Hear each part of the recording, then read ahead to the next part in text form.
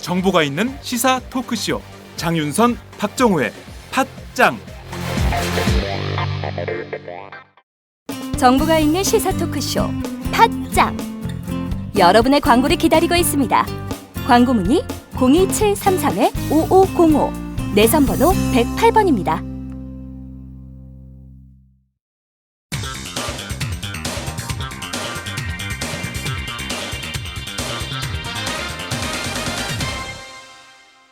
전혀 다른 뉴스.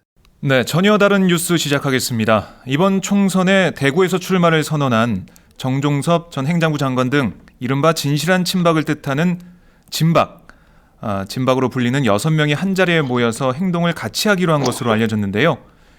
TK 진박연대 결성인가요? 자세한 소식 대구 경북 지역을 취재하고 있는 조정훈 오마이뉴스 기자를 연결해 알아보겠습니다.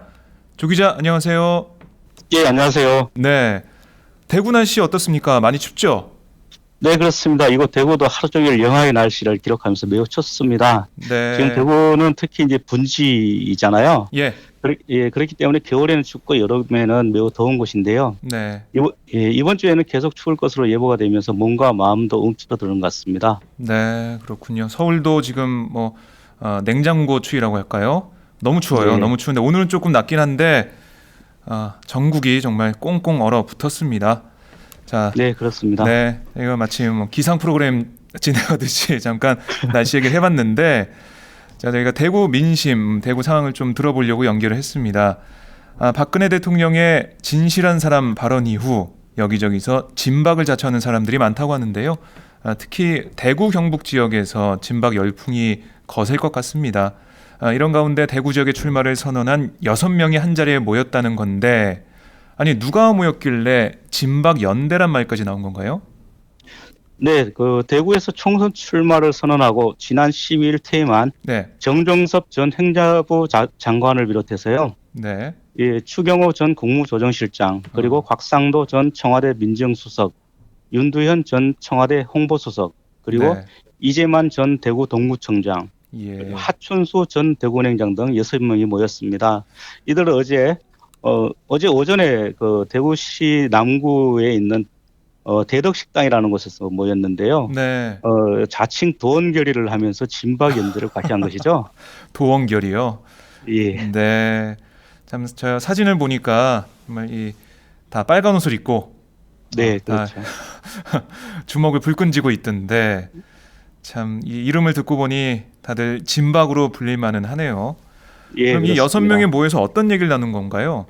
아무래도 현역 의원들의 평가나 아니면은 이 지역은 어떻게 해야 현역 의원들 꺾을 수 있지 않을까? 전략 이런 얘기가 좀 나왔을 것 같은데 어떻습니까? 네, 그렇습니다. 이들 6명은 모임 후 보도자료를 냈는데요. 네. 예, 보도자료를 통해서 대구 발전과 박근혜 정부의 성공을 위해 앞으로 행동을 같이 하기로 의견을 모았다, 이렇게 밝혔습니다. 네. 예, 이들은 또 광역자치단체 중에서 박근혜 정부가 힘을 쏟고 있는 민생정치가 보다 빨리 실현되어야 한다고 강조를 했는데요. 네. 예, 이를 위해서 대구 지역 국회의원들이 헌신이 좀 부족했다, 이런데 인식을 같이 했다, 이렇게 얘기를 했습니다. 예. 예, 그래서 이제 저 모임 후 제가 6명과 통화를 모두 시도를 했었습니다. 예. 예, 그런데 이제 추경호 전 실장과 곽상도 민정수석, 그리고 윤두현 홍보수석, 이재만 전 동구청장, 이렇게 네. 4명은 통화가 연결이 됐고요. 나머지 두 명은 전화를 받지 않았습니다. 뭐라고 하던가요? 예. 예, 이들은 지역의 현역 국회의원들에 대한 평가는 나오지 않았다고 전부 입을 모았는데요. 네. 예, 추경호 전 수석은 대구에서 현역 의원들이 얼마나 역할을 했는지 되짚어보자고 말했지만 구체적인 발언은 없었다, 이렇게 얘기를 했고요. 네. 예, 윤두현 전 수석과 곽상도 전 수석은 자연스럽게 모여 지역을 위한 발전 방향을 논의한 것이지 현역 의원들을 평가하는 자리는 아니었다, 이렇게 이야기를 했습니다. 예. 그리고 이재만 전 동구청장도 현역 의원에 대한 평가는 없었다고 뚝 잡아떼더라고요. 그래요. 아니 그런데 예. 보도자료에서 지금 예. 현역 의원들이 부족했다는 말은 했잖아요. 그렇죠. 그게 평가 아닌가요? 그 부분에 대해서는 네. 자기들이 단순하게 현역 의원들을 평가할 수 있는 위치에 있지 않다. 그렇기 때문에 그냥 그 자리에서 나온 이야기이지 현역 예. 의원 개별적으로 누구누구가 잘못했고 누구는 잘했다 이렇게 평가하지는 않았다. 이런 이야기였습니다. 글쎄요. 이 보도자료 내용을 보면 지금 현역 의원들이 잘 못하고 있으니까 우리가 잘하겠다. 뭐 이 내용 같은데 현역 의원들을 평가하지 않았다. 글쎄요. 저희 이해하기 힘든 뭐 말이고요. 자, 네, 이 그렇죠. 6명의 후보들 출마하는 지역이 각각 어떻게 되는지도 궁금합니다. 예, 우선 정종섭 전 장관은 자신의 고등학교 동기가 국회의원으로 있는 대구 동구갑 선거에 출사표를 던졌습니다. 네. 이 지역구는 유성걸 의원이 지금 현역 의원으로 있고요. 네. 예, 그리고 추경호 전 국무조정실장은 박근혜 대통령의 지역구인 달성군에서 출마를 합니다. 예. 예, 당초 이 지역은 이정진 현역 의원의 지역구인데요. 네. 예, 곽상도 전 민정수석이 먼저 특명을 받았다며 배신의 정치를 청산하겠다 이렇게 이야기하면서 지난 12월에 출마를 선언했던 것입니다. 예. 예. 하지만 이제 그 추경호 실장이 이 지역에 내려오기로 하자 곽 전 수석은 지역구를 중랑구로 옮겼습니다. 아, 그래요? 예, 피한 이 거네요. 때문에 이제 예. 그렇죠. 그래도 이 때문에 이제 무슨 풍차 돌리기 아니냐, 보이지 않는 손에 의한 풍차 돌리기다 이런 비판이 많이 나왔었고요. 네. 예. 그리고 이재만 전 대구 동구청장은 유승민 의원의 지역구인 동구을 선거구에서 배신의 정치를 청산하겠다 이렇게 이야기하면서 아. 출마를 했습니다. 배신의 정치. 네, 그렇죠. 예, 그리고 이게 또 유승민, 윤두현 전 예. 윤두현 전 홍보수석은 김창훈 의원의 지역구인 서구에서 예비 후보 등록을 했고요. 네. 하춘수 전 대구청장은 사실 처음에는 출마할 계획이 없었습니다. 그런데 최근에 친박계의 출마 권유를 받아들여서 권은희 의원의 지역구인 북구갑 선거구에서 출마를 했습니다. 그래요. 하 전 청장이 제일 늦게 예비후보 등록을 했는데요. 네. 예, 어제 오후에 예비후보 등록을 하고 오늘 오후에 대구시당 새누리당 대구시당에서 기자회견을 갖고 공식 출마를 선언할 예정입니다. 그렇군요. 이 얘기를 들어보니까 새누리당 텃밭이라서 지금 현역 의원들도 있고요. 공천 경쟁이 네, 치열할 그렇죠. 것 같은데 진박 후보들이 출마하는 지역마다 상황은 조금씩 다르겠죠? 어떻습니까? 예, 그렇습니다. 예, 이들이 출마하는 지역의 후보들은 강한 거부감을 드러내고 있습니다. 네. 예, 그나마 이제 추경호 전 실장이 출마하는 달성군이 조금 나은 편인데요. 이 달성군에는 추경호 실장이 출마하기로 하자 이종진 의원이 지난 13일 예비후보 등록을 하면서 결전을 불사하겠다고 밝혔었습니다. 네. 예, 그런데 불과 5일 만인 지난 18일 불출마를 선언하고 백의종군하겠다고 이야기를 했는데요. 그래요? 추경호 실장의 선거운동을 돕겠다면서 자기는 다음에는 더 자기보다 유능한 사람이 국회의원이 돼야 된다 이렇게 얘기를 했습니다. 아니 왜 예. 갑자기 이렇게 입장을 바꾼 거죠? 뭔가 보이지 않는 손이 작용했을 거라는 그런 추측을 할 수가 있는데 어떻습니까? 네, 그렇습니다. 그래서 이 대구 지역 정가에서는 이정진 의원이 뭔가 꽃풀이를 잡힌 게 아니냐 이런 이야기가 돌고 있고요. 네. 또 한쪽에서는 고위층으로부터 다음 자리를 제안받은 게 아니냐 예. 이런 이야기도 돌고 있습니다. 그건 저희가 뭐 계속 지켜보면 뭐 예. 드러나게 될 텐데 그럼 예, 다른 그렇습니다. 지역은 좀 어떻습니까? 제가 제일 뭐 주목하는 그런 지역이랄까요? 이 예. 유승민 의원이 있는 동구을 예. 이 지역 좀 흥미진진해 보이는데 예. 예, 우선 달성군 이야기를 조금 더 할게요. 네, 더 하시죠. 예, 사실 이제 달성군에는 지금 추경호 실장 외에 예비후보로 등록한 권용섭 예비후보가 있습니다. 이분도 새누리당 소속으로 출마를 하겠다고 등록을 했는데요. 네. 예, 이분은 이제 이정진 의원이 불출마 선언을 한 것에 대해서 심각한 민주주의 파괴다. 그리고 피선거권에 대한 억압이고 국민의 알 권리와 선택권을 박탈을 했다. 이렇게 규정을 하고요. 네. 결코 좌시하지 않겠다. 이렇게 강하게 반발했습니다. 예. 예. 치열하게 이 선거전이 벌어질 것 같네요. 예, 그리고 이제 이 여기와 더불어서 곽상도 전 수석이 대구 중랑구로 이제 옮겨왔지 않습니까? 네. 예, 중랑구로 옮겨서 출마하기로 하자 이곳 예비 후보들이 또 상당히 긴장을 하고 있습니다. 그렇겠네요. 예, 이곳은 모두 11명이 예비후보 등록을 했는데요. 네. 11명이 전부 새누리당 소속입니다. 그래요. 예. 더불어민주당 근데 없나요? 더불어민주당은 아직 이 지역에 출마할 후보를 찾지 못하고 있는 상황입니다. 그렇군요. 네. 예.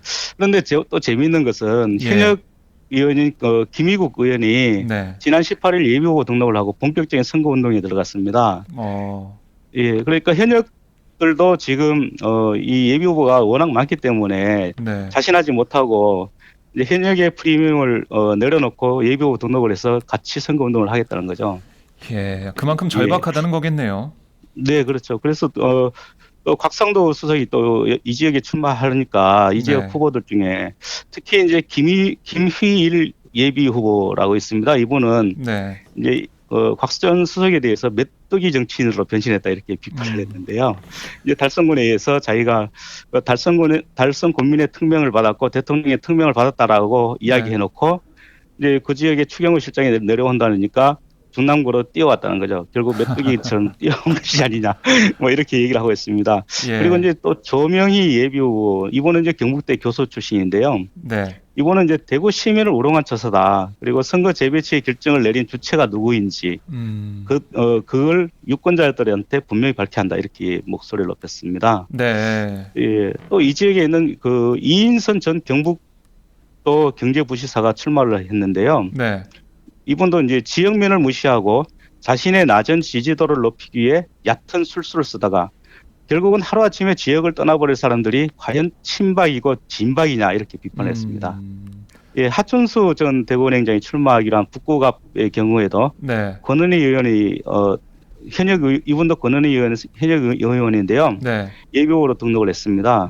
이곳에서 모두 8명이 8명. 새누리당 후보들이 예. 예비후보로 등록하고 지금 뛰고 있습니다. 이것도 마찬가지로 야당 후보는 지금 없는 상태입니다. 보통 막 10명, 뭐 11명, 8명 엄청 많네요. 그것도 새누리당 후보들만요.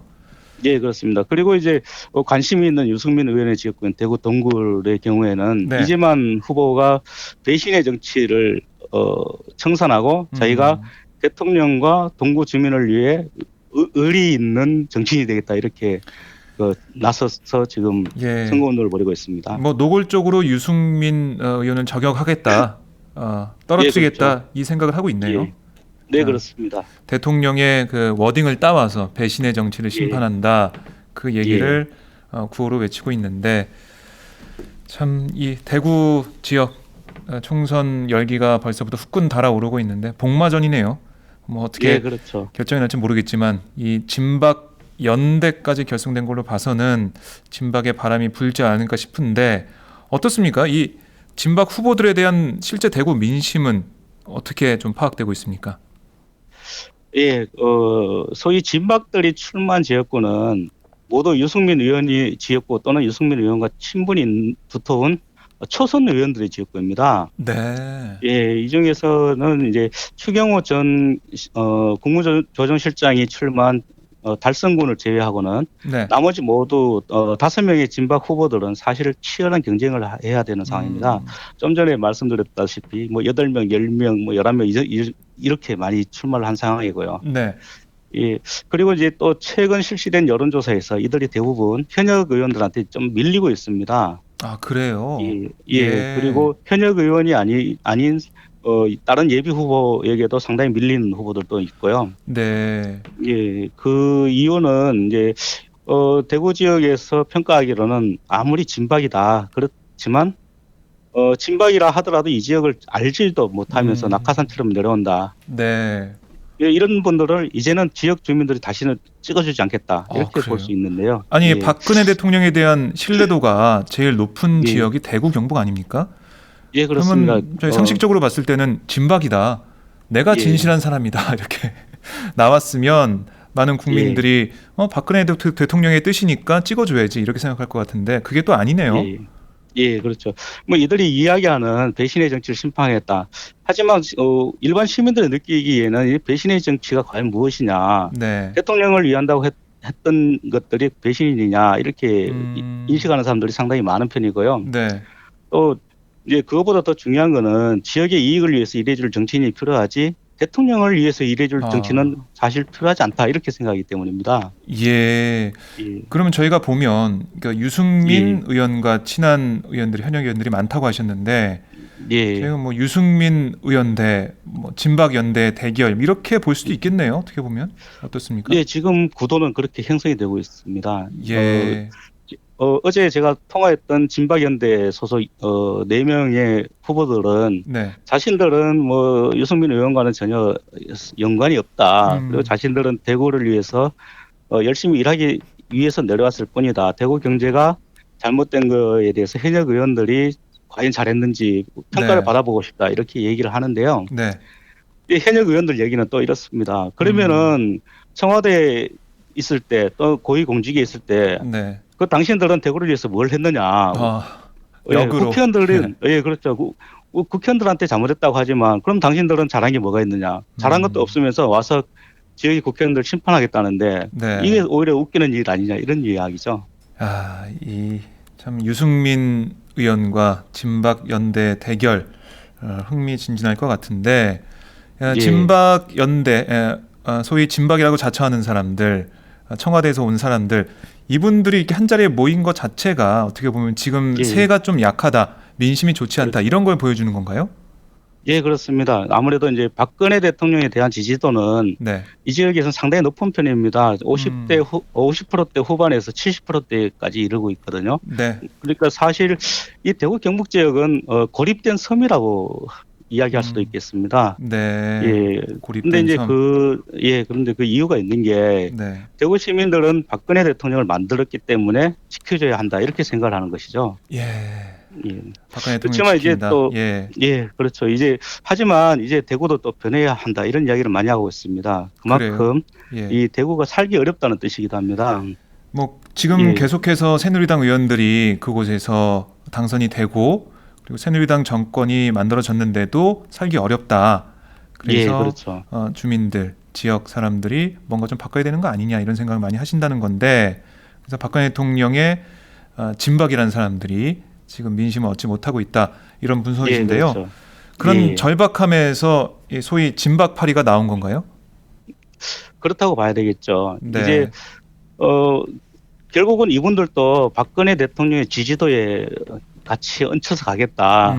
그 사실은 그 지역 이분들이 사실 중앙에 있다가 지역에 내려온 분들이잖아요. 네. 그렇기 때문에 사실 지역 정서라든지 지역 여론에 대해서는 상당히 좀 괴리가 있는 것 같습니다. 이분들이 생각하는 거하고는. 아. 그래서 이분들은 박근혜 대통령을 지지하는 만큼 자기들도 지지해 주기를 바라는 마음에서 네. 어제 모임 같은 걸 자기들이 열었었고요. 네. 또 이런 모임을 앞으로도 여러 번 계획을 하고 있는 걸로 그렇게 이야기하고 있습니다. 그렇군요. 박근혜 대통령의 지지율에 편승해서 이 지역에서 후보 그리고 당선이 되려고 하는 그분들 진박파리를 열심히 좀 하고 있는데 예. 자 저희가 이것도 한번 짚어보죠. 대구 수성갑에 출마한 김문수 전 경기지사와 김부겸 더불어민주당 예비 후보와의 맞대결 이것도 관심거리인데요. 최근 예. 여론조사에서 김문수 전 지사가 김부겸 예비 후보에게 뒤지는 것으로 나오자 새누리당 지도부에서 후보 교체설이 흘러나왔습니다.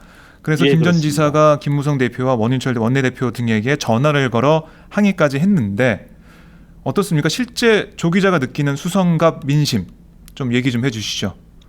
예, 최근 그 김문수 지사가 김무성 대표한테 전화를 항의를 하고 했는데요. 네. 예, 그 김문수 지사는 대구에서 뼈를 묻겠다 이런 얘기를 했습니다. 이게 몇 년 전에 유시민 전 장관이 대구에서 출마를 했었죠. 네. 예, 당시 유시민 전 장관도 대구에서 뼈를 묻겠다 이렇게 이야기를 했었는데요. 예, 김부겸 후보가 4년 전에 군포를 벌이고 대구에 내려왔을 때하고는 분위기가 좀 많이 다르게 느껴지고 있습니다. 네. 예, 이게 이제 좀 유시민 효과라고 하면 유시민 어떨까 효과요? 싶은데요. 예, 그렇습니다. 어떤 얘기죠? 그러니까, 예, 좀 전에 말씀드렸다시피 김부겸 전 후보가 4년 전에 대구에 내려왔을 때는 네.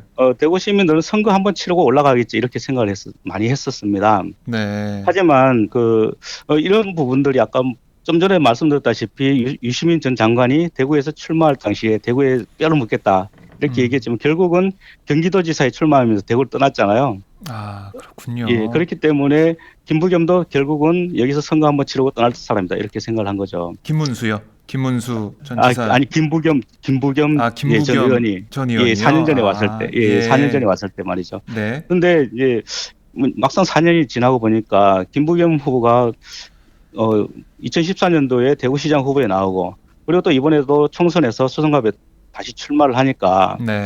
이제 이 지역 주민들이 봤을 때 김부겸은 진정성이 있는 정치인이구나 이렇게 이야기하는 사람들이 많이 있습니다. 아, 그렇군요. 예. 그리고 또 수성갑 지역구 주민들을 만나보면은요. 네. 전라도에서 새누리당 후보가 당선되기도 했는데 대구도 이제 야당 국회의원 하나 만들어야 하는 거 아니냐. 네. 우리가 먼저 만들었어야 하는데 어. 전라도에서 먼저 만들어서 부끄럽다. 이렇게 이야기하는 사람들이 많이 있습니다. 예. 예. 그리고 또 새누리당 당원들 가운데도 공공연하게 이야기를 하는데요. 네. 제가 만나본 새누리당 당원들 10명 중에 7명 정도는 김부겸 후보를 찍겠다. 이렇게 이야기를 하더라고요. 아, 그래요? 예, 그만큼 예, 아무래도 지역의 여론이 좀 변하고 있다 이런 걸 느낄 수 있고요. 네. 예, 말씀- 이런 분위기를 느낄 수 있는 것 중에 가장 객관적인 게 최근 실시된 여론조사에서 네. 많이 이렇게 반영이 된 것 같습니다. 네. 예, 아니, 이 새누리당 지도부가 후보 교체설을 생각할 정도면 단순히 여론조사 결과뿐 아니라 그 지역 민심을 어떻게 뭐 새누리당 지도부에서 듣지 않겠습니까? 예, 그렇습니다. 들어보니까 김부겸 예비 후보한테 좀 밀리는 모습이다. 이거를 체감하는 단계까지 왔다. 이렇게 볼 수 예, 있겠네요. 그렇죠. 예, 그렇습니다. 그렇지만 네. 뭐 아직 선거가 3개월 정도 남아 있기 때문에 예. 결코 낙관은 할 수 없다고 보고요. 음, 예, 또 이제 김문수 전 지사가 최근 북한이 핵실험을 했잖아요. 네. 예, 그 책임을 김부겸 후보에게 좀 돌렸습니다. 김부겸 후보가 당시에 DA 정부 때 북한에 제공한 돈에 대해서 네. 그 특검을 하자 그랬나요? 아, 죄송합니다. 네. 말씀하시죠. 예, 괜찮습니다. 예, 그 당시에 그 김부겸 후보가 반대를 했는데 네. 그 반대 때문에 북한이 그 핵 개발을 했다. 그렇기 때문에 김부겸 후보에게 책임이 있는 게 아니냐. 이렇게 이제 김문수 후보가 김부겸 후보를 비판을 했는데요. 예. 그렇지만 이쪽 주민들은 아직도 그런 북한 이야기를 꺼내서 상대방을 비판할 수 있느냐. 예. 이렇게 이야기를 하고 있습니다. 오히려 역풍이 분 거네요. 네, 그렇죠. 네. 김문수 전 지사가 여러 가지 네거티브 전략을 지금부터 좀 쓰고 있는 것 같은데 지역 민심은 오히려 역풍이 불고 있다. 이렇게 정리를 그렇게 해볼 수가 이야기할 수 있습니다. 있습니다. 자, 이렇게 대구 민심을 쭉 들어봤고요. 그리고 이 얘기를 잠깐 해보죠. 저희가 지난해에 연결했을 때 박근혜 네. 대통령 노벨 평화상 수상 추진 단체 소식을 전해드린 적이 있습니다. 저희가 좀 어이없는 웃음을 지으면서 이렇게 대화를 나눴던 게 기억이 나는데요. 아니, 이 단체가 전국적인 활동을 펼칠 거라고 하더니 2016년 새해가 됐는데도 지금 조용하네요. 어떻게 됐습니까? 예, 그렇습니다. 예. 벌써 한 8개월 정도 지났나요? 지난해 4월이었죠. 예, 당시 이 정호선 전 국회의원이 주도가 돼서 박근혜 대통령 노벨 평화상 수상 추진본부를 결성을 했었습니다. 네. 예, 당시 이제 취재를 하러 갔던 제 이름도 그 추진위원 명단에 올리게 돼서 상당히 그랬었죠. 좀 코미디를 방불케 했었는데요. 네.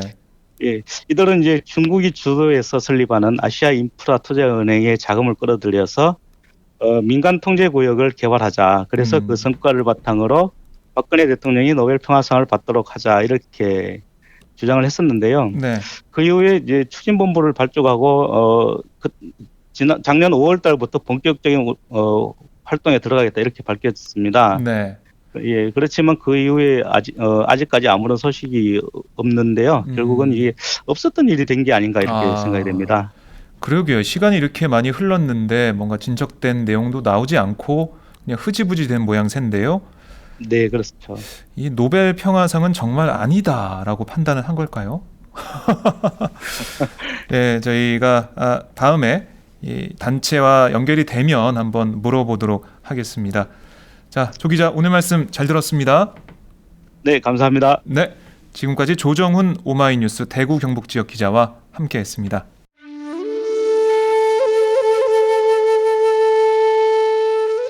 영한네이처의 마카 산삼. 공중파 텔레비전에도 없고 인터넷 배너 광고 하나 없지만 팟캐스트 좀 들어봤다 하는 분들은 다 아는 마카 산삼.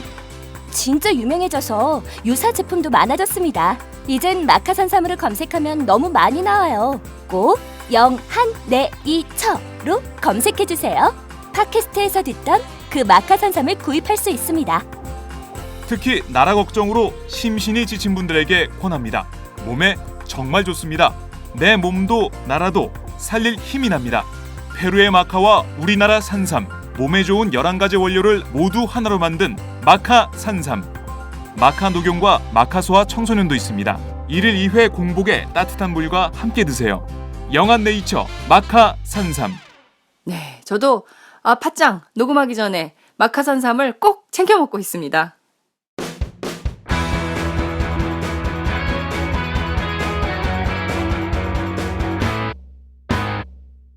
색깔 있는 인터뷰. 이재정 경기교육감을 전화로 연결해 말씀을 나눠보겠습니다. 네, 교육감님 안녕하세요.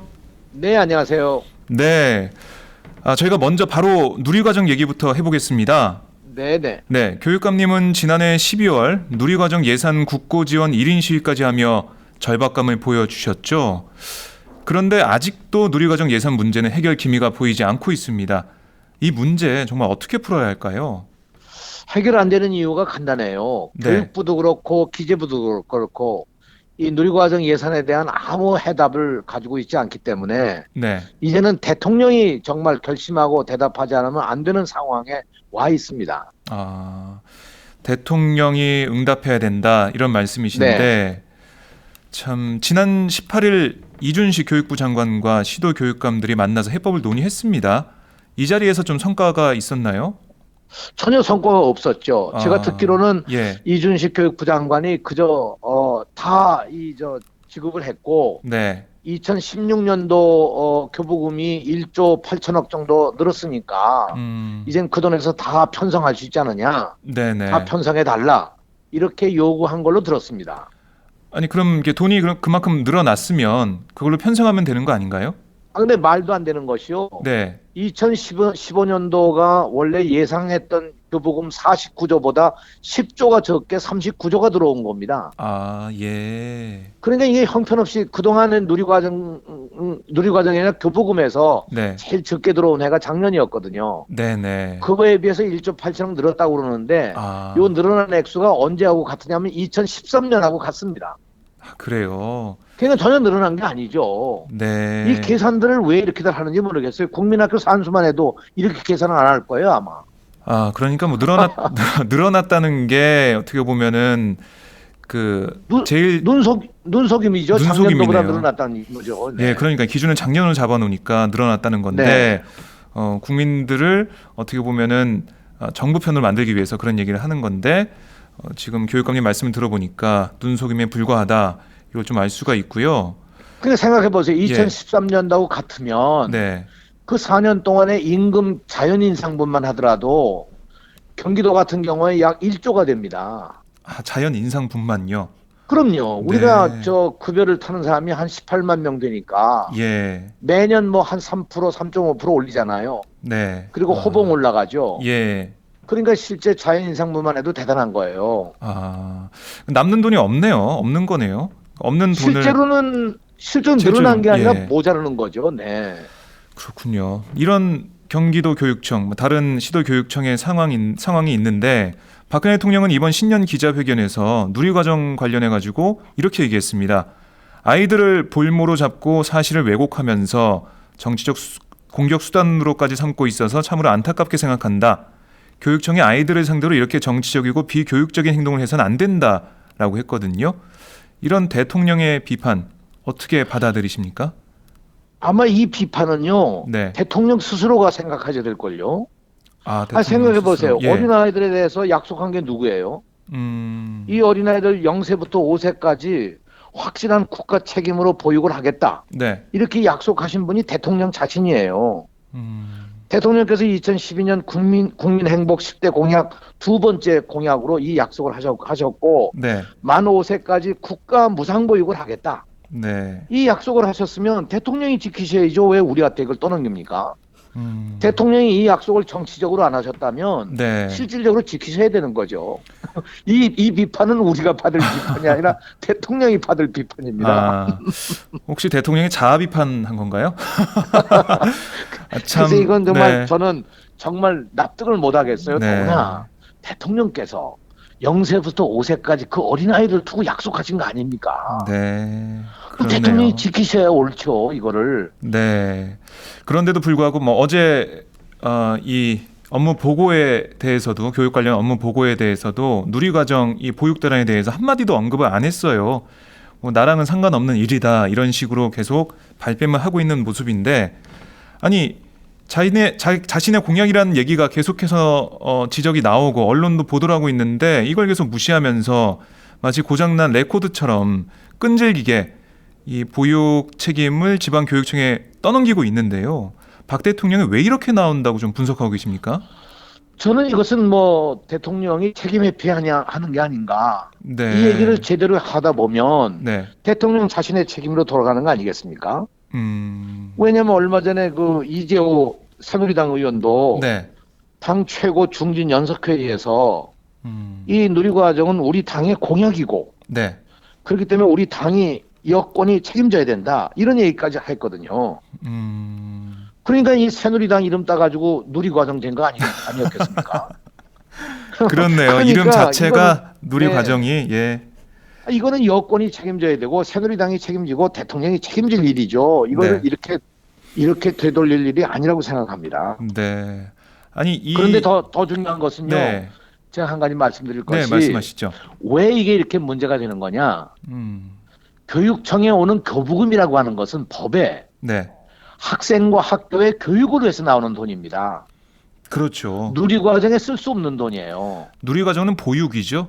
그럼요. 네. 그러니까 실제로 이 법을 바꾸기 전에는 네. 안 되는 건데 법을 못 바꾸니까 예. 이걸 시행령 속에다 슬그머니 집어넣어가지고 교육청에 떠넘겨버린 겁니다. 네. 근데 사실 아까 말씀드린 바와 같이 이 교부금 가지고는 지금 현재 매년 이것이 2010년부터 같은 액수입니다, 거의. 아, 그래요. 조금씩 줄어들면 줄어들지 늘어난 게 아니거든요. 예. 그런데 사실 매년 물가 상승률이나 인건비 상승률을 생각해 보면 네. 지난 4년간 저 전국적으로 보면 인건비 늘어난 것만 해도 한 4조 됩니다. 근데 여기다 대고 누리과정 비용을 그냥 대라. 그러니까 못 하는 거죠. 할 수가 없는 거네요. 할 수가 없는 겁니다. 네.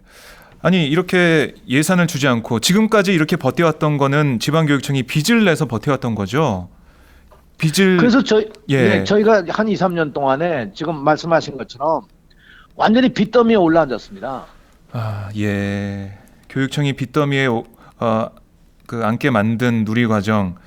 그런데 이렇게 교육청이 빚을 지게 만들고 교육청이 어떻게 보면 보수 진영 아니면 학부모들한테 비판을 받게 만드는 게 뭐 이 직선제 교육감제 그러니까 진보 교육감이 많이 나오는 교육감 직선제를 무력화시키기 위해서 지금 직선제를 통해 뽑힌 교육감들이 빚을 지게 만들고 일을 잘 못하고 중앙정부의 뜻에 맞지 않게 행동을 한다. 이걸 계속 부각시키는 게 아닌가. 그래서 직선제를 무력화시키는 게 아닌가. 이런 지적도 있습니다. 어떻게 보세요? 저도 그렇게 봅니다. 왜냐하면 작년에 새누리당이 아예 직선제 폐기를 하고 이 도지사나 시장 선거에 이 러닝메이트로 하거나 네. 간선제를 하자 이걸 들고 나오지 않았습니까? 그랬죠. 여기 뭐 수원에도 김무성 대표가 와가지고 당원들만 놓고 저에 대해서 직접적으로 비판을 하면서 아무튼 직선제가 가져온 폐해를 뭐 막 지적하고 그렇게 한바탕 난리를 피고 간 일도 있었는데요. 네. 저는 이것이 궁극적으로는 새누리당이나 정부 여당이 갖고 있는 안이 아닌가 그렇게 생각해 봅니다. 그러니까 뭐 새누리당 그 정부에서 이 진보 교육감이 마음에 안 드니까 뭐 이런 진보 교육감 있는 상황에서 뭐 예산도 잘 안 주고 계속해서 대립하는 모습을 보여서 이 교육감을 간선제로, 그러니까 정부에서 입맛에 맞는 사람을 안 치는 그런 체제로 바꾸려고 한다, 이렇게 보시는 거죠? 그렇죠. 이제 아까 저 부채 얘기도 말씀하셨습니다만 네, 2014년도에서 2015년도 오면서 1년 동안에 전국적으로 보면 이 부채 비율이 한 10%가 늘어났습니다. 네, 경기도의 경우도 10%가 늘어났고요. 네. 그러니까 이것은 뭐 견딜 수가 없는 거죠. 그래서 현재 전국적으로 보면 부채 비율이 뭐 한 30% 가까이 되고요. 네. 경기도의 경우는 실제로 부채 비율이 지금 금년도 같은 경우 57%, 58%가 넘습니다. 아, 정말 빚더미에 그러니까 앉아 있네요. 이런 상황은 완전히 뭐 아주 아까 말씀하신 바와 같이 예, 결국 지역 교육감들을 무력하게 만들려고 하는 것이 아닌가. 네, 그렇게 판단할 수밖에 없죠. 그 일 못한다고 이제 뭐 국민으로부터 비판받게 될 거고요. 그러게요. 지금 실제로 일을 할 수가 없습니다. 일을 할 수 없는 것이 작년에서부터 지난 2년간 2012년부터 2014년까지 누리과정이 시작되면서 네, 직접적으로 타격을 받고 있는 분야가 뭐냐면 교수학습 활동 지원이라고 해서 네, 우리가 하는 대체로 교육 활동입니다. 교육청이 하는 네. 이 활동비가 한 30%가 줄었거든요. 아, 이 그러니까 이게 실제로 뭐 엄청나게 어려워지는 거죠. 그러니까 이 누리과정, 그러니까 보육을 위해서 예산을 쓰게 되고 빚을 져야 되기 때문에 오히려 교육에 들어갈 돈이 없어지게 되네요. 그러니까 우리 그렇습니다. 학생들 교육이 타격을 받는 거네요. 직접적으로 타격을 받는 거죠. 왜냐하면 이 교육청 예산은요, 네. 약 91%가 넘게 경직성 예산입니다. 아, 정해져 있는, 쓸 때가 정해져 있는. 아주 네. 절대적인 경직성이죠. 그러니까 말하자면 인건비라든가 네. 부채 상환이라든가 학교 운영비라든가 네. 기관 운영비라든가 이렇게 아주 고정적으로 나가는 비용들 예. 이게 91%고요. 나머지에서 아까 말씀드린 바와 같이 교수 학습 활동 지원을 한다든가 네. 평생 교육을 한다든가 학교 교육 여건을 개선한다든가 이런 이 비용들을 쓰는데 네. 이게 다 지난 2년 동안 다 아주 팍팍 줄었습니다. 아, 그렇군요. 우리 네. 학생들이 대통령이 공약을 지키지 않아서 이렇게 고통을 받고 있는 상황인데, 그래도 이 아이들을 어린이집에 보내는 학부모님들, 그리고 뭐 유치원 관련 예산도 지금 뭐 시의회 도의회에서 풀지 않고 있기 때문에 많은 학부모님들이 불안하신데요. 그래서 남경필 경기도지사는 준 예산으로 어린이집 예산을 편성해 급한 불부터 끄려는 것 같습니다. 이런 학부모님들의 불안, 그리고 남지사의 준 예산 편성, 여기에 대해서는 어떻게 보고 계세요? 저는 근본적으로 누리과정 비용이라고 하는 것이 아까 말씀드린 바와 같이 교부금 속에서 나가도록 법이 정해져 있기 때문에요. 네. 이 근본적인 문제를 해결하지 않으면 이 보육 대란을 막으려고 하다 교육 대란이 오는 거 아니겠습니까? 아, 보육 대란 그래서 막으려다가 제가 그래서 남경필 지사에게도 여러 네. 차례 말씀드린 것이 이 문제를 누리과정으로만 보지 말고 전체를 봐야 된다. 네. 또 근본적인 해법이 나오지 않으면 아마 이 보육을 위해서 어린아이를 보내는 학부모들에게는 네. 뭐 정말 이 응급조치로 이렇게 해결할 수 있겠지만 네. 그것은 결국 이 공교육을 포기하는 결과가 될 것이고 공교육이 무너지게 된다. 네. 하여튼 제가 그걸 경고를 한 거죠. 아, 그렇군요. 이 정말 이 누리과정 이 부분만 볼 게 아니고 우리나라의 전체 교육의 관점에서 보면 이 누리과정 문제를 뭐 지금 남경필 지사처럼 준 예산 이걸로 땡밤을 하고 땜질을 하고 넘어가면 우리나라 교육이 망가져서 공교육이 무너지게 된다. 그렇습니다. 근데 예. 이제 남지사께서 얘기하는 바와 같이 뭐 한두 달이라도 해서 우선 당장 불부터 끄자 그런 얘기를 하는데 한두 달 후에 대책이 아무도 없습니다. 교육부도 없고 기재부도 없고 청와대도 없고 네. 뭐 경기도는 정모하면 경기도가 되겠다. 근데 법률상으로 이것이 정해져 있기 때문에 법을 바꾸지 않은 한 네. 경기도가 돈을 대고 싶어도 될 수가 없는 거죠. 지금 이제 그런 겁니다. 네. 네. 김무성 새누리당 대표는 뭐 이번 신년 기자회견에서 아까 저희가 말씀 나눴던 예산이 있는데도 일부 지역 교육감들이 예산을 편성하지 않고 중앙정부와 대결적 입장에 있는 것은 크게 잘못된 것이다 뭐 교육청을 비판하고 뭐 법대로 하면 된다 이런 얘기를 했는데 이게 다 국민들을 눈속임하는 거라고 볼 수 있겠네요. 아니, 김무성 대표가 만일 법대로 하자고 얘기했으면 정말 법대로 하자는 거예요, 저는. 법대로 하면 김무성 대표가 절대로 이런 얘기를 할 수가 없는 거죠. 네, 김무성 법대로 대표는 하는, 예. 시행령을 생각하는 것 같아요. 시행령을 아, 만들어 놨으니까. 시행령 자체가 모법을 어기고 있는 건데요. 네. 지금 시행령이 두 가지가 있는데요. 이걸 하기 위해서 영유아 보육법의 시행령이 있고 네. 지방재정법의 시행령이 있는데 이 두 가지가 다 모법을 어기고 있는 겁니다. 그러니까 실제로 모법을 어겼다고 하는 것은 뭐냐면 법률을 무력하게 하는 거고 네. 법률을 무력하게 하는 것은 국회의 입법권을 침해하는 거죠. 국회의 입법권을 침해하는 건 바로 네. 그 국회의원을 뽑은 국민들의 그 민의를 왜곡하는 거고요. 그렇습니다. 예. 이 시행령이라는 건 아시는 바와 같이 그냥 국무회의에서 통과시키면 되는 거거든요. 네, 대통령령이죠. 대통령이 그렇죠. 마음대로 할 수 있는 거. 대통령령입니다. 예. 그러니까 이건 대통령이 마음대로 하기 위해서 이렇게 시행령을 통해서 하게 되면 안 되는데 원래 네. 법에도 시행령은 모법에 근거해서 시행령이 나오는 것이지 모법을 위반해서 시행령이 나올 수 있는 건 아니거든요. 근데 다 지금 모법을 위반하고 있는 겁니다. 네. 참 이 나라 기강 자체가 흔들리고 있는 상황인데 이 저희가 세월호 때부터 그렇고 여러 가지 뭐 댓글 사건이나 그렇고 여러 가지 상황을 보면 우리나라 기강이 흔들리고 있다는 생각을 했는데 누리과정도 그거랑 다르지가 않네요. 이거 처음부터 그러니까 잘못 단출 끼고 나온 거죠. 처음에 저는 네.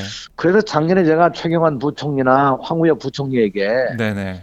이거 사실 좋은 사업이니까 가령 뭐 출산을 장려하고 육아를 위해서 부모들을 돕고 하는 것은 굉장히 중요한 일 아니겠습니까? 그렇죠. 좋은 사업이니까 이거야말로 정부가 그 어린이집 부분에 대해서 그건 정부가 돈을 내들 뿐만 아니라 누리과정 전체의 예산을 내면 되는 건데 네. 왜 그걸 안 만들어내느냐? 그랬더니 결국 뭐냐 하면 그 당시 얘기가 국고에 네. 너무 빚이 많아서 국고는 도저히 부담할 수가 없다. 그러니 지방채는 아직 빚이 좀 적으니까 지방에서 빚을 더 내자. 이렇게 돼가지고 작년에 저희가 경기도만 해도 네. 1조 한 5천억 가량의 빚을 내가지고 겨우 예산을 메꾼 거거든요. 예. 이렇게 돼서는 이건 안 되는 거죠. 네. 이 누리과정이 이대로 계속 진행되면 지방 재정도 파탄이 나겠네요. 이거 파탄이 나는 정도가 아닙니다. 지금 벌써 이미 파탄이 났습니다. 왜냐하면 예. 금년도 저희가 8조 4천억의 이 교부금을 받았거든요. 예정된 네. 것이. 네. 근데 저희 인건비만 해도 8조 5천억입니다. 아유, 많이 교부금이 났네요. 인건비도 부담을 못 하는 거죠. 네.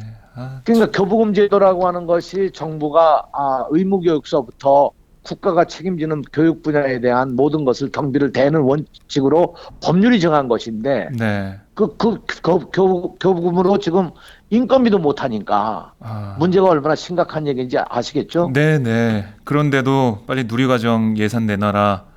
그렇게 정부는 나오고 있는데 참 이 약속을 한 게 박근혜 대통령 후보 시절에 약속을 했는데 이런 약속 때문에 대통령이 됐지 않습니까? 근데 대통령이 되고 나서는 약속을 계속 안 지키고 있다.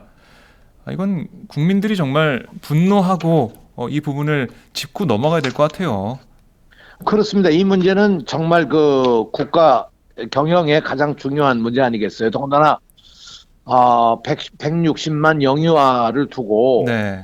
대통령께서 약속하신 사업을 이 국책 사업을 예. 더군다나 국가 무상보육으로 하겠다고 약속하신 것을 교육청의 학교에 쓸 돈으로 써라. 네. 이 자체가 잘못된 것이고 예. 이것을 고쳐내지 않으면 안 되기 때문에 저희가 어렵지만 이렇게 가는 거죠. 정말 저는 뭐 유치원 원장님이나 어린이집 원장님께 얼마나 미안합니까? 그렇죠. 또 학부모들에게 얼마나 죄송해요. 학부모들 얘기가 다 그 돈인데 정부가 다 알아서 할 일이지 왜 정부가 내 이걸 가지고 우리한테 씌우느냐. 그런데 저희가 할 수가 없고 법을 어기고 할 수는 없지 않습니까? 네. 참 네. 교육관님 말씀을 들어보니까 이 절박함, 절실함 이게 더 간절하게 다가옵니다. 어제 요즘에 정말 밤잠을 못 자겠어요. 그러세요? 이거 뭐 오늘도 우리 유치원 원장들이 네. 뭐 시위를 하겠다 그래서 아이고. 생각하다 이분들이 이건 교육청 가서 시위할 게 아니다 그래가지고 네. 도로 갔습니다 지금. 그러세요? 네, 도로 갔는데요. 예. 그러니까 이게 뭐 지금 이 엄동설안에 이 학부모들 나와서 이 길바닥에서 이 시위하는 것만 봐도 정말 눈물겨운 일이 아니겠습니까? 그 정부가 빨리 이건 대통령께서 결심하시면 돼요. 네, 그러게요. 네, 지금도 결심하셔야 돼요, 대통령께서. 아니 박근혜 대통령 이렇게 우리 학부모님들 국민들이 보육대란 때문에 정말 힘들어하시고 불안해하시는데 뭐 그저께인가요? 보니까 지난 18일이죠. 박근혜 대통령은 네. 거리 서명 나가셔가지고 경제 단체들, 그 재벌 개입 대기업들이 주최하는 경제활성화법 입법 촉구 서명 운동은 하시더라고요. 전형적인 관제 서명 운동 아닙니까? 예. 옛날에 많이 보던 건데 그러게요. 근래에 없던 것이 어떻게 저런에 또 나와가지고 이게 더나 네. 법을 바꾸라는 걸 대통령이 나와서 서명한다는 것처럼 전 아마 세계 가십에 올라갈 거예요. 어디에 세계 그런 가십. 역사가 있습니까? 그러게요. 행정부의 네. 수반이 나가서 그러니까 이 아니죠, 국가의 수반이죠. 예, 국가의 수반이 예. 국가의 수반이 상권 분립의 원칙도 벗어나가지고 네. 국회에다 압박을 가하는 거를 국민들을 동원해서 압박을 가하겠다고 그러시는 게 모양이 정말 저는 그거 참 너무 안타깝게 보입니다. 예. 예전 뭐 박정희 전 대통령 때 그런 모습들이 연상이 되고 그래요. 정말. 그리고 박근혜 대통령이 생각하는 국민이 누구일까라는 생각을 또 하게 되더라고요. 네. 그 주최하는 게 그 경제 관계 단체들, 뭐 대기업들 이런 데인데 거기에 나가서 서명을 하고 참 안타깝습니다. 네. 네, 여러 가지 안타까운 생각이 들고 또 그걸 그 경제 단체들은 또 공문이나 이런 걸 또 막 여기저기 보내가지고 서명 운동 하라 압박을 넣고 관련된 내용을 청와대에 전화로 보고하고 이런 모습 보면서 교육감님 말씀처럼 관제 데모 이런 옛날 생각을 하게 만드는 그런 모습입니다. 자, 박근혜 대통령이 정말 이 공약을 제대로 지켜서 보육대란 그리고 교육감이 말씀하신 교육대란을 빨리 해결하길 바라고요. 아니 오늘 부산에 내려가신다고요? 네, 이제 조금 이따 부산 가는 기차를 타고 가야 됩니다. 그래서 네. 부산에는 어떤 일 때문에 가세요? 이번에 부산에서 전국 교육감 협의회 정기 회의가 있어요. 아, 그래요. 네, 그래서 오늘 아마 가장 뜨거운 논쟁은 이 누리과정 문제가 될 것 같고요. 이준식 교육부 장관도 오신다고 그러니까 네. 오늘 한번 다부지게 따져보려고 그럽니다. 네. 이 국민들의 바람 또 많은 분들이 불편해하시는 이 사항을 정말 이 정부와 잘 어떻게 보면 대화 타협으로 해결해야 될 것 같긴 한데 정부가 한 발짝도 물러서지 않겠다는 입장을 계속 견지하고 있으니까 답답한 건데 오늘 부산에서 예정된 회의에서는 좀 뭔가 돌파구가 마련되기를 저희가 기대를 해보겠습니다. 네. 네. 끝으로 교육감님, 저희 팟짱 네. 애청자분들 교육감님 나오시는 거 많이 들으시고 하시는데 한 말씀 끝으로 해주시죠. 네, 제가 팟짱에 여러 번 나갔습니다만 이 팟짱의 청취자 여러분들이 정말 함께 뜻을 모아서 이 무너지는 교육 정말 지켜주시길 좀 부탁드리고 성원해 주시길 부탁드립니다. 네. 교육은 미래를 만들어가는 거거든요. 그렇죠. 그렇기 때문에 이것은 정말 이 국가가 투자한다고 하는 것이 미래에 대한 투자 아니겠습니까? 네. 사실 교육이 이렇게 무너지게 되면 미래가 없는 거죠. 네, 이 점에서 국민들이 좀 잘 이해해 주시고 성원해 주시길 정말 부탁드립니다. 네, 알겠습니다. 예, 교육감님 말씀 잘 들었습니다. 네, 안녕히 계십시오. 네, 지금까지 이재정 경기도 교육감과 함께했습니다.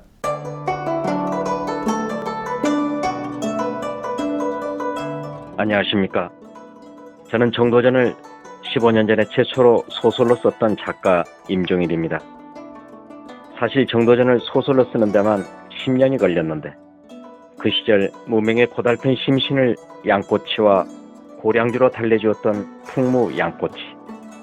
풍무양꼬치는 월드컵 4강의 기쁨도 나라골 우습게 돌아가고 분통이 터질 때도 늘 함께했던 안식처이자 사랑방이었습니다.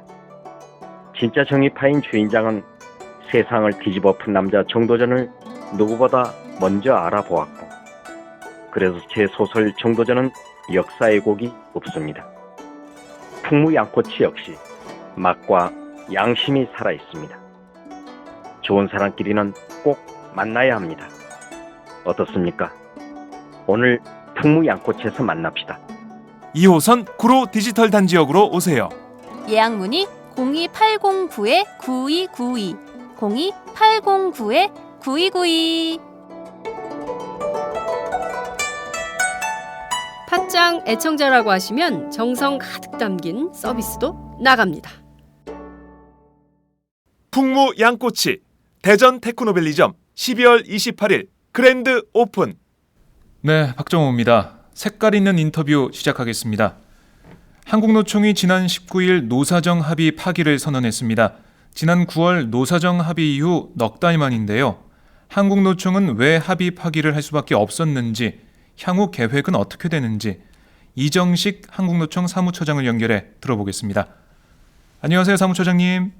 예, 안녕하십니까? 네, 한국노총이 노사정 합의 파기를 선언했습니다. 한국노총에서 진통 끝에 이 노사정 합의안을 통과시켰던 기억이 저는 생생한데요. 이렇게 어렵게 한 합의를 왜 파기한 건가요? 예, 맞습니다. 어렵게 한 거는 뭐 다 아실 거고, 네. 뭐 청년 실업 문제라든가 뭐 경제 민주화 등 경제 어려움 때문에 노총 지도부가 뭐 분신한다는 분들도 있었는데 노력을 발휘해서 한 그렇죠. 거거든요. 예. 그런데 왜 파기를 했냐? 네. 한마디로 말씀드리면 참다 안 돼서 파기했다 이렇게 볼 수 있는데 예. 대부분 사람들은 9월 15일 날 합의했는데 9월 16일 날 정부가 바로 네. 합의 내용에 입에대는 그러니까 정규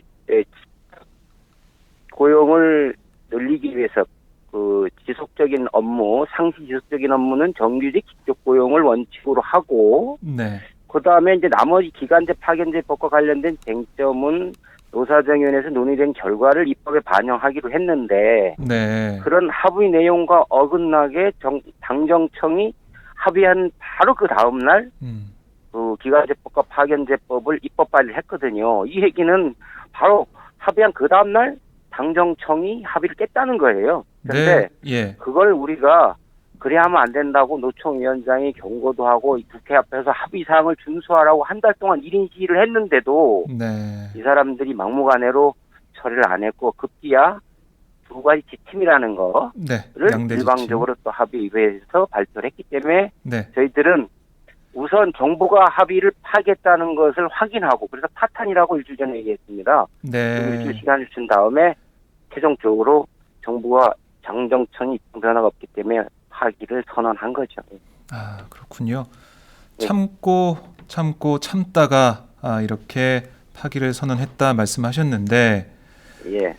이 지난해 말 정부가 공개한 양대 지침 정부안 이게 직접적인 배경이 됐다라는 분석이 많습니다.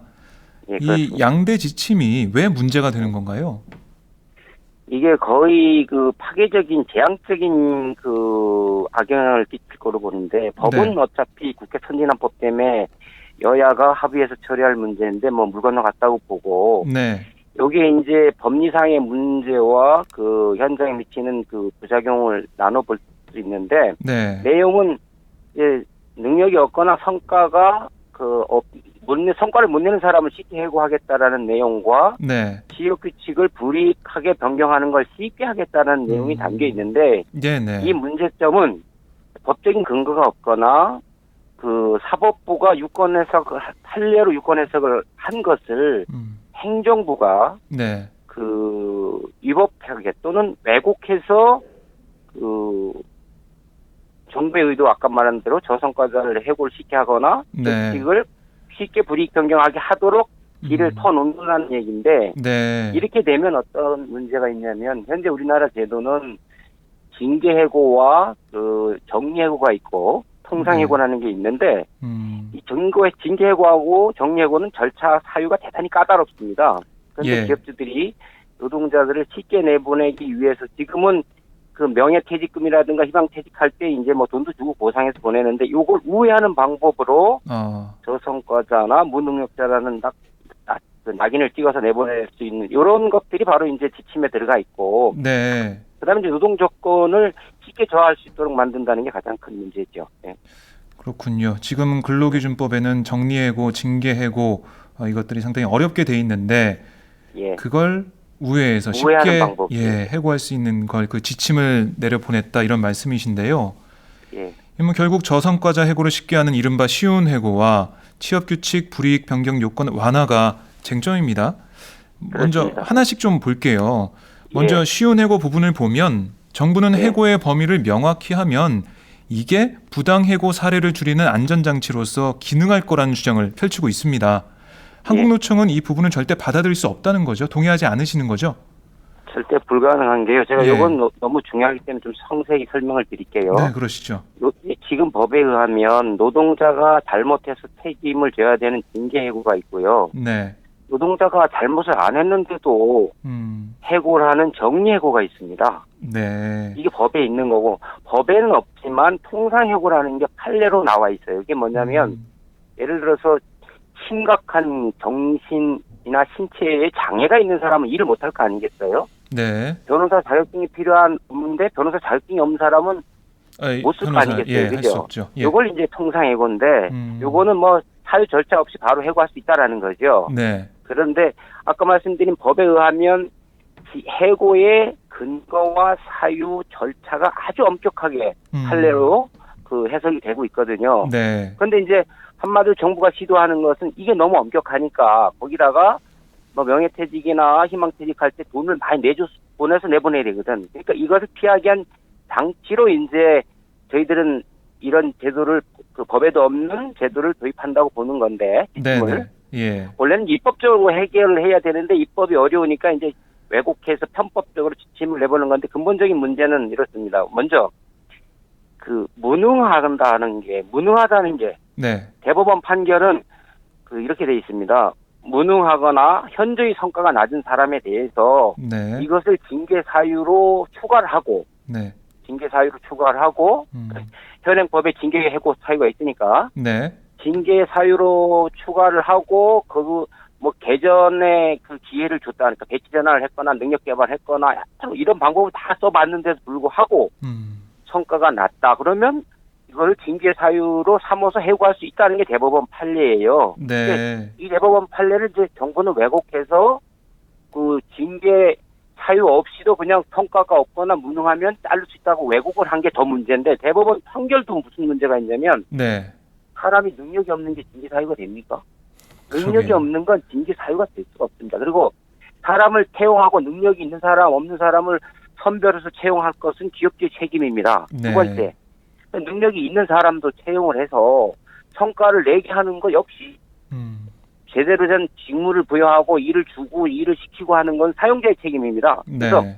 능력이 있는 사람도 잘못된 일을 주거나 환경이 안 좋거나 경영자가 잘못하거나 그러면 성과가 낮을 수 있어요. 그래서 첫째는 무능하고 그리고 저성과를 낸다는 것이 노동자의 책임이 아닐 뿐더러 그것을 징계 사유로 삼는 대법원 판례조차도 잘못됐다. 두 번째, 네. 그렇다고 우리가 대법원 판례까지 무시하긴 그렇고 대법원 판례는 징계 사유로 삼아서 개전의 기회라든가 여러 가지 회피 노력을 했는데도 불구하고 고쳐지지 않을 경우 극히 예외적으로 징계 사유로 삼았는데 노동부는 그것을 그렇게 한 게 아니라 일반적인 해고 사유로 삼아서 해결하도록 한다. 이게 큰 문제라는 거고 두 번째로 예. 정부는 이제 객관적이고 공정한 평가라는 게 대법원 판결 속에 있으니까 그렇게 해서 잘리겠다는 거거든요. 설문조사를 했어요. 그때 사람들이 설문조사하면 다 예. 객관적이고 공정한 평가를 하고 교육 기회도 부여하고 직무 배치 뭐 이동하고 막 이런 걸 기회를 다 줬는데도 안 되면 자른다 그랬을 때 사람들이 그거 안 된다고 할 사람이 어디 있겠어요. 그래 현실은 이게 불가능하다. 객관적이고 예. 공정한 평가는 불가능하고 네. 그런데 그나마 이제 안전장치가 있을 수 있어요. 안전장치 뭐냐면 노동조합이 있으면 됩니다. 노동조합이 있으면 자기 조합원을 보호하기 위해서 맡기고 공정하고 객관적인 평가를 만들도록 노력할 거 아니겠어요? 그렇죠. 노사가 함께요. 예, 불행하게도 우리나라는 노동조합 조직률이 10%에 불과하고 네. 그나마 있는 10% 노동조합에 대해서도 정부는 아주 역설적인데 정부 지침이나 이런 데 보면 노사가 뭐 공정하게 만들라고 그러는데 정부의 가장 강력한 지침이 뭐냐면 인사와 경영에 관한 사항은 노동조합이 개입하지 말아라. 네. 이거 위법하다. 이렇게 지도를 하고 있어요. 마지막으로 이제 정말 노사가 분쟁이 생길 경우에 제가 노동위원회도 있어봤는데 네. 이런 문제를 가지고 공정하게 평가했다고 다투다가 노동위원회나 법원에 오게 되면 노동위원회나 법원의 판단은 그건 그럴 수밖에 없다. 인사 경영상의 이유로 저것까지도 재량권의 난용이라고 볼 수 없는 거 아니야. 다 인정을 해주는 경향이 있단 말이죠. 그래서 이런 상태에서는 이게 만약에 일반해고가 일반화된다면 네. 현장에서는 재앙 수준의 그 고용 불안이 올 겁니다. 예. 말씀 들어보니까 정말 재앙이네요. 이게 기업 측에서는 마음만 먹으면은 저성과자 딱지를 붙여서 바로바로 해고할 수 있는 거잖아요. 그렇죠. 그리고 해고하면서 뭐 그동안은 정말 이 정리 해고 자체가 까다롭고 어렵기 때문에 뭐 위로금이나 이런 것도 주면서 비용을 지출했는데 그런 비용 지출 없이 비용을 아끼면서 기업이 마음대로 우리 노동자들을 잘라낸다. 이렇게 만든다는 게 박근혜 정부의 계획이다. 이렇게 보여지네요. 참 재앙이란 말이 너무 잘 다가오는데 또 한 가지 이 취업규칙 불이익 변경 요건 완화에 대한 부분도 보면 지금은 노동자에게 불리한 취업규칙 변경은 노조 동의 이걸 받도록 돼 있는데 정부 초안에는 노조의 동의가 없어도 사회 통념상 합리성이 있는 경우에는 예외적으로 취업규칙 변경의 효력을 인정해야 한다는 거예요. 이렇게 되면 회사가 노동자의 뜻과 상관없이 마음대로 뭐 임금 피크제 같은 취업규칙을 도입할 수가 있는 거죠. 어떻습니까? 그렇습니다. 그래서 이것도 좀 설명을 드리면 네. 이제 취업규칙이라는 게 회사에서 사장이 일방적으로 작성을 하는 것이고요. 네. 그다음에 노동 조건이나 복무 규율, 직장에서 지킬 질서에 대해서 그 내용을 담은 건데 이거를 불이익하게 이제 노동부에 신고를 하게 돼 있어요. 네. 불이익하게 변경을 할 경우에는 노동 조건에 저하가 있거나 심각한 문제가 있으니까 노동자 과반수 노조나 그 과반수의 집단적인 동의를 받도록 돼 있는데 네. 이 내용이 중요하기 때문에 87년 노동자 대투쟁 이후에 그전에는 개별적으로 노동자의 동의를 받으면 되게 돼 있는데 이게 악용이 되다 보니까 네. 집단적으로 동의를 해라. 이렇게 법을 강화시켜 놓은 조항입니다. 네. 그래서 이건 굉장히 중요한 내용이고 근데 이제 대법원 판례가 나와 있는데 정부의 지침이 왜 문제냐면 네. 사회 통념상이라는 게 사회에서 대체적으로 그럴듯하게 생각하면 된다라는 얘기인데 이게 도끼방망이 같아서 이걸 함부로 쓰면 안 되는데 그렇죠. 이거는 일본의 우리나라랑 법체계가 다른 일본의 법리예요. 첫째는 일본의 법이라. 왜냐하면 우리나라는 근로기준법이란 말이에요. 근로기준법은 이것이 기준이다, 스탠다드다, 최저 기준이고 이 최저 기준에 무효가 위반되는 건 무효다. 네. 이렇게 돼 있는 게 근로기준법인데 일본은 민법처럼 노사가 대등한 걸 전제해서 근로계약법이라고 해놨어요. 계약이란 말이에요. 계약은 그 기준하고 달라서 일방이 마음에 안 들면 뭐 이렇게 해지할 수도 있는 거란 말이에요. 그렇죠. 그래서 우리나라랑 다른 일본의 계약법의 법리를 거기서 나온 게 사회통념상 합리성이 있으면 파기할 수 있다는 얘기가 되는 거고. 그다음에 그럼에도 불구하고 우리나라 대법원의 사회통념상 합리성이라는 법리는 뭐냐면 만약에 우리하고 안 맞는 일본의 법리를 갖다가 사회통념상이라는 함부로 갖다 들이대면 집단적인 동의를 받도록 한 이것이 형해화되므로 무용지물이 되므로 매우 엄격하게 제한적으로 해석을 하라라고 대법원 판결이 나와 있어요. 근데 이거를 정부는 이제 경년 연장되면서 임금을 깎아야 된다 이렇게 기업주들이 요구하는데 이게 잘 안 되니까 이 대단히 제한적으로 예외적으로 할 걸 원칙으로 지금 이렇게 둔갑을 시켜가지고 해석을 하고 있는 게 문제라는 거예요. 이 국민들을 속이는 그런 모습을 정부가 보여주고 있네요. 그거를 심각한. 자기들의 정부가 편한 대로 해석을 하면서 이렇게 사회 통념상 합리성이 있는 경우 예외적으로 취업규칙 변경 효력을 인정해야 한다 이렇게 주장을 하고 있는데 심각합니다. 사실 이 한국노총이 노사정 합의를 했을 때 정부는 양대 지침에 대해서 충분히 논의를 하겠다고 했었어요. 그런데 이 양대 지침을 공개하면서 정부안을 공개하면서 그 말을 뒤집은 셈이죠. 그렇습니다. 지겨울 정도로 논의를 하겠다. 현장에서 우려하는 것이 정말로 기우였다, 오해였다라는 걸 확인시켜주겠다. 합의 수준으로 논의를 하겠다. 그리고 그 논의 시점은 해를 넘겨서 금년부터 충분한 시간을 두고 하겠다라는 거였죠. 그럴 수밖에 없는 것이 근로조건을 저하시킨다든가 특히 해고 같은 것은 엄청나게 중요한 문제 아니겠어요? 그렇죠. 그러니까 이것은 충분한 시간을 두고 충분히 논의를 해야 된다. 이런 내용이 합의 사항이었죠. 예. 네. 그런데도 불구하고 그 말을 뒤집은 건데 이기권 고용노동부 장관은 기자회견을 열어서 이렇게 얘기했습니다. 협상을 기다리다 할 수 없이 지침으로 발표했는데 한국노총이 이제 와서 일방적으로 발표했다고 비판한다라고 주장했거든요. 이런 이기권 장관의 주장 어떻게 보십니까? 노사정 위원장도 몇 번 발언을 통해서 확인했는데 그 말이 사실과 다르죠. 노동부 장관이 그런 얘기를 하는 것 자체가 네. 합의 위반입니다. 아까 말씀드렸던 대로 지금 저기 새누리당 뭐 노동법 개정 특위인가 뭐 있잖아. 이인재 위원장이 네. 있는 거기서도 노총이 자꾸 합의사항을 위반하면 안 된다 막 경고하고 1인 시위하고 그러니까 자기들이 어떻게 정리했냐면 국회에서 노동법 처리하는 게 중요하지 지침은 천천히 해라 이렇게 했단 말이에요. 그래서 저희들도 합의사항대로 그 협의를 국회에서 하고, 예. 법 처리가 끝나면 합의사항이 존중되는 걸 봐가면서 1월 초부터 논의하자라고 합의한 건데 작년 연말부터 정부가 계속 시동을 걸었어요. 네. 논의하자.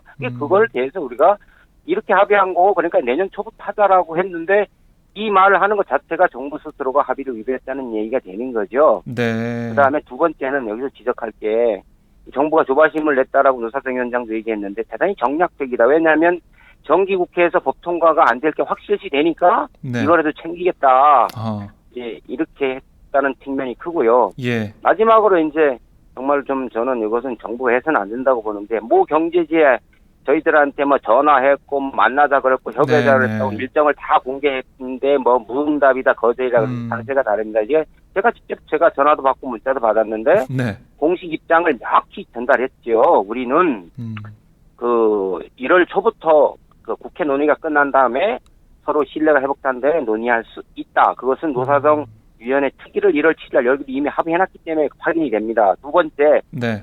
신뢰가 없고 불신하는 상태에서 합의를 위배해서 만나는 건 의미가 없다. 불가능하다. 그리고 일정도 안 난다. 이렇게 분명히 얘기를 했는데 뭐 무응답이다 거절이다 이렇게 얘기하는 거는 사실과 다릅니다. 예.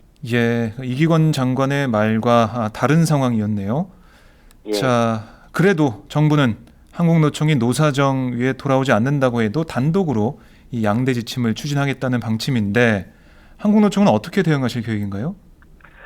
그것이 문제인데 네. 그 대하는 자세가 그게 말이 됩니까? 그 1월 7일 날인가 1월 초에 차관도 기자 브리핑을 통해서 네. 노총이 뭐 하든 안 하든 우리가 가겠다라는 건데 그런 대화를 왜 합니까? 대하는 자세가 아니죠. 그러니까 합의 수준의 협의를 하겠다, 질 정도로 하겠다라는 말이 맞아요. 형식적이고 요식적인 행위라는 걸 스스로 정부가 인정하는 꼴인데 네. 지금 훈령이나 지침 등을 제정하고 관리하는 규정이 있습니다. 거기 보면 당사자의 의견을 충분히 들어야 한다는 게 들어가 있고 네. 그다음에 법령에 위반돼서는 안 된다라고 돼 있습니다. 그래서 그런 걸 저희가 계속 지적한 거 아닙니까? 그래서 충분히 논의하자는 건데 따라서 엄청난 부작용이 우려되고 내용상 절차상도 정당성이 결여된 이 지침이 현장에 내려간다면 네. 통상임금 대법원 판례와 위반되는 노동부 지침 때문에 엄청난 현장의 갈등과 소송이 지금도 진행되고 있는데 이것처럼 그 대항적인 그 악영향이 예상되므로 저희는 정치적으로는 뭐 총선에서 심판하겠다는 거고 법률적으로 네. 효력정지 가처분 신청이라든가 헌법 소원이라든가 뭐 이런 대응을 할 것이고 조직적으로야 산하 조직에 지금 정부가 뭐 의견을 수렴한다 그랬는데 그거 협조하지 마라. 그다음에 이 지침이 나갈 경우는 대응 지침을 내보낼 거고 다양한 수단을 다 동원할 예정입니다. 예. 예, 끝까지 맞겠다는 입장이신데 예, 그렇습니다. 예. 이거 하나 좀 여쭤볼게요. 이렇게 노사정이 파국으로 가고 있는 상황에서 박근혜 대통령이 지난 18일 경제단체들이 벌이고 있는 민생구하기 입법 촉구 1000만 서명운동에 참여했습니다. 예. 뭐 경제활성화법 그리고 노동개혁법을 통과시켜 달라는 건데 박 대통령의 거리 서명 모습 좀 어떻게 보셨습니까? 뭐 대부분 부적절하다 이렇게들 보고 있죠. 이게 대통령께서 네. 절박하다라고 생각하면 국회 특히 이제 야당을 설득해야 되고 그다음에 이제 경제의 한 축이 노동계인데 그리고 합의한 당사자 중에 핵심이 노총인데 네. 대선 전에 대통령께서는 당선되고 나서 한국노총하고 모든 문제를 상의하겠다, 자주 찾아오겠다라고 했어요. 예. 정말로 이게 경제 문제가 심각하다면 국회 야당과 노동계를 설득해야 된다라는 걸 강조하고 싶고요. 네. 마지막으로 중요한 거는 이 경제를 살리는 방법에 대해서 입장이 다를 수가 있어요. 지금 수출도 안 되지요. 그 가계부채가 천문학적인데 고용 불안하죠. 그러니까 내수가 부진한데 네. 이런 상태에서 이제 다른 나라 오바마도 그러고 일본도 그러고 전 세계에서 지금 소득 주도 성장한다는 거 아닙니까? 내수 네. 주도로 간다는 건데 최저임금을 올리고 고용 안정을 이룩하고 시간 단축을 하고 원화청 동반 성장 그다음에 비정규직 감축 뭐 이런 거 차별철폐. 근데 그중에 핵심이 오바마 대통령이 얘기한 게 노동조합을 만들어라, 노동조합을 활성화하겠다는 거거든요. 그랬죠. 이게 뉴딜 정책의 또 핵심이기도 해요. 근데 공교롭게 이 내용은 말입니다. 박근혜 대통령의 대선 후보 공약에 나와 있어요. 늘지오 있죠, 늘지오. 네. 일자리를 늘리겠다. 네. 일자리를 지키겠다. 네. 일자리 질을 올리겠다. 이러는 건데 지키겠다는 건 함부로 안 자른다는 거고 일자리 질을 늘린다는 건 비정규직을 줄이고 차별을 철폐한다는 거잖아요. 여기다 경제민주화라는 게 있는데 네. 재벌개혁이나 이런 건데 이런 거를 제대로 공약대로 지키는 게 경제를 살리는 거란 말이에요. 네. 그러면 우리가 지금 우리도 경제 살리기를 다들 경제가 어렵다면 그 경제가 잘 돌아가도록 해야 되는 데는 뭐 다 동의할 테니까 네. 이런 내용을 들고 공약 지키라고 서명하면 대통령께서 서명을 하실지 모르겠네요. 네. 예. 지금 박근혜 대통령이 약속했던 것만 잘 지켜도 이런 상황까지 경제가 오지 활성화돼. 네, 그렇습니다. 않았다는 말씀인데 그러니까 박근혜 대통령을 향해서 국민들이 대통령님 약속 좀 지켜주세요. 이런 서명 운동을 네. 할 때 네. 과연 박 대통령이 네. 어떻게 나올 것인가 예. 이걸 한번 보고 싶네요, 진짜. 그렇죠. 예. 예, 이 경제단체가 벌이는 거리 서명 여기서 박 대통령의 모습을 보면 이 경제단체들 그 재계 그 이익단체 아닙니까? 그 기업들 편에 있는 건데 이 박 대통령은 오죽하면 내가 여기서 서명하겠냐 국민들이 함께 나서달라 이러면서 이런 걸 볼 때 기업들의 그런 뭐 소원술이나 이런 것들 요청은 들어주면서 정작 국민들이 공약을 지키라고 하는 국민들은 국민으로 보지 않고 있는 게 아닌가라는 생각이 좀 들어요. 사무처장님 좀 어떻게 보세요?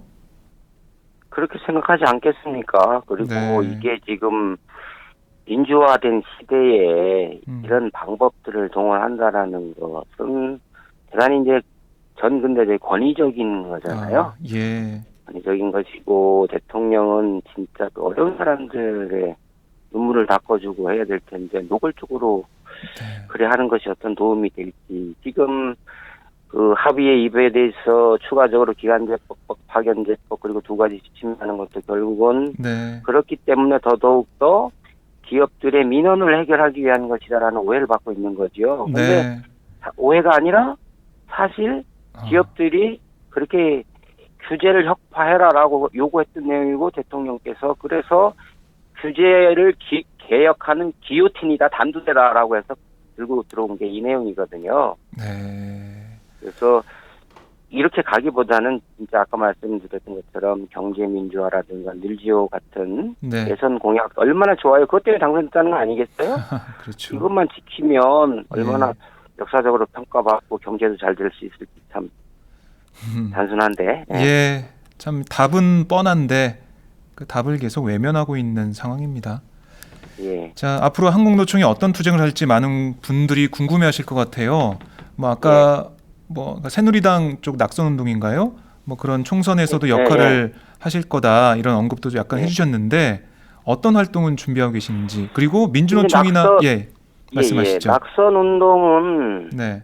이제 선거법 위반이니까 이제 총선 심판이라고 했는데 총선 심판인데 수도권 서울이나 이제 경기 등 수도권 같은 데는 이제 박빙의 접전이 예상되지 않습니까? 이럴 그렇죠. 경우에 사실 뭐 법을 만들고 세상을 바꾸는 사람들이 입법 풀 텐데 네. 이분들한테 정말로 노동자나 국민 대중을 위해서 올바른 정치를 하도록 압박하는 방법 중에 하나가 심판을 하는 거잖아요. 네. 적극적으로 이제 총선에 개입을 하겠다는 뜻이고 그다음에 이제 민주노총은 물론이고 뭐 갈 길이 비슷한 모든 시민사회단체랑 연대를 하겠다는 건 기본 전략 전술이죠. 네. 뭐 이렇게 투쟁 방향을 정해놓고 앞으로 그걸 하나하나 실천해 가실 텐데 또 한 가지 걱정되는 게 뭐 사정 당국을 통한 정부의 견제나 방해 뭐 이런 게 좀 예상이 돼요.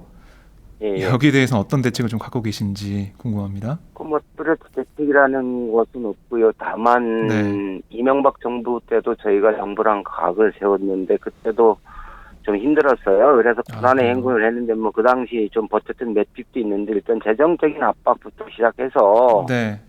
그 다음에 이제 뭐 여러 가지 탄압이 예상이 되는데 저희는 이번을 계기로 해서 네. 노동운동이 더 맷집도 강하고 건강하게 가고 재정 자립도 되고 네. 자주적인 노동운동을 강화할 수 있는 발전의 계기로 삼아야 된다 이렇게 생각을 하고 부당한 탄압이나 압박에 대해서는 그것을 드러내서 비판하고 네. 싸워야 되겠죠. 시민사회단체랑 연대를 해서. 그런데 정말로 민주적이고 제대로 된 정부라고 하면 합의 파탄의 책임의 99%가 자기들한테 있음에도 불구하고 우리가 인내하고 참다가 안 돼서 파탄이라고 하면서 확인하고 네. 그럴 위험성을 일주일간 경고하고 마지막에 파기라고 했는데 네. 그거에 대해서 안갚음하듯이 막하고 탄압한다라고 하면 정말로 노동자들에게 저항을 받을 것이다라고 생각을 합니다. 네, 알겠습니다. 앞으로 한국노총의 활동 저희가 주시를 해보겠고요. 끝으로 팟짱 애청자분들께 한 말씀 해주시죠. 팟짱이 인기 짱인데 어릴수록 저는 건강이 제일이라고 보고요. 네, 그 다음에 없는 사람들이 할 수 있는 건 즐기게 버티고 계기는 것이 최고다라고 봅니다. 예. 그래서 경제도 어렵고 여러 가지 불안한데 건강하게 끝까지 버티는 게 중요한데 팟짱 청취자 여러분들 새해 복 많이 받으세요. 예, 팟짱 파이팅입니다. 네, 고맙습니다. 한국노총도 화이팅입니다. 네, 예, 고맙습니다. 네, 말씀 잘 들었습니다. 예, 수고하세요. 네, 지금까지 이정식 한국노총 사무처장과 함께했습니다. 안녕하세요. 오마이뉴스 대표 오연호입니다. 감사합니다. 여러분의 성원 덕분에 바로 어제 오마이뉴스의 10만인 클럽 회원 10,000번째 참여자가 탄생했습니다. 여러분의 응원 덕분에 오마이뉴스는 더욱더 힘차게 권력과 자본의 눈치를 보지 않고 뚜벅뚜벅 참 언론의 길을 갈 수 있게 되었습니다. 계속 성원해 주십시오. 10만인 클럽 회원이 2만 명 정도가 되면 사실상의 진보 종편도 가능합니다. 자, 그 길을 위해 독자 여러분 함께 해주십시오. 감사합니다.